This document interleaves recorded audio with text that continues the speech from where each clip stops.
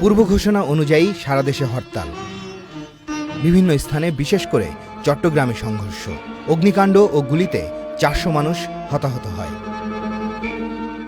এরই মধ্যে ইয়াহিয়া 10 মার্চ জাতীয় পরিষদের 2 প্রধান নেতা বঙ্গবন্ধু ও ভুট্টোসহ 12 নেতার বৈঠক আহ্বান করে। পল্টনের জনসভায় বঙ্গবন্ধু সামরিক শাসকদের ব্যারাকে ফিরে যাওয়ার শর্ত দেন, ঘোষণা দেন অসহযোগ আন্দোলনের। বলেন, বাংলার মানুষ কর খাজনা বন্ধ করে দেবে। সমাবেশে স্বাধীনতার ইশতেহার পাঠ করেছিলেন ছাত্রনেতা শাহজাহান সিরাজ। মঞ্চে ছিলেন ছাত্রলীগের সভাপতি নূরে আলম সিদ্দিকী। 2 মার্চে আমরা খবর পেয়েছিলাম বঙ্গবন্ধু আমাদের সভায় আসবেন। আমার সভাপতিত্বে সভা শুরু হলো। প্রস্তাব করবেন শাহজাহান সিরাজ, আব্দুল কুদ্দুস মাখন বক্তৃতা করছেন, শাহজাহান সিরাজ ইশতেহার পাঠ করছেন। তখনই বঙ্গবন্ধু এসে উপস্থিত হবেন। বঙ্গবন্ধু উপস্থিত হবে, একটা প্রচণ্ড উত্তেজনা, এটা তো খুবই স্বাভাবিক।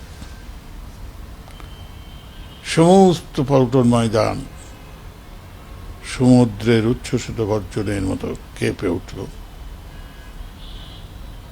গর্জে উঠল।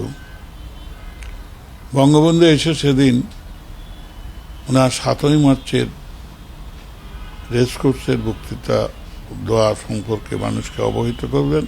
ইশতেহারে রবীন্দ্রনাথ ঠাকুরের আমার সোনার বাংলা গানটি জাতীয় সঙ্গীত এবং বঙ্গবন্ধুকে বাংলাদেশের সর্বাধিনায়ক ঘোষণা করা হয়।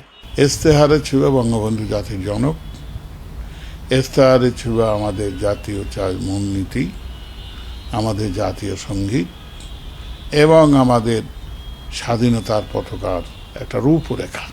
ওই পতাকার মধ্যে কিন্তু 54,000 বর্গ মাইলের বাংলাদেশের যে মানচিত্র, হলুদ রঙের সেই মানচিত্রটি প্রতিফলিত ছিল।